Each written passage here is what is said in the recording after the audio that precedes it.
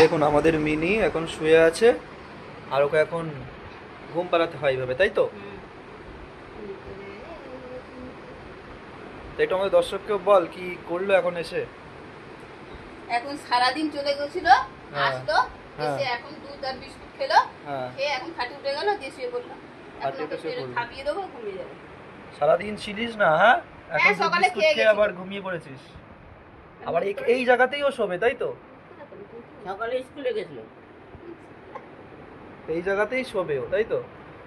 এটাই ওর জায়গা, এই যে খাট, এই এখানে ঠাকমা শুয়ে আছে, এখানে পিসি, ওকে আর ওই যে ওখানে হচ্ছে ও শুয়ে আছে, এই যে শুয়ে আছে। ওখান থেকে দিয়ে গায়ে দিয়ে দিই বলছে, থাকবো। কোন গেঞ্জি? না, থাকবো, গরম লাগছে। না এখন থাক না, এই যে এখানের গেঞ্জি ও এখানে শোবে, যদি ওর কখনো ইচ্ছা হয় ওখান থেকে ও শিফট করে এই জায়গায় এসে শোবে।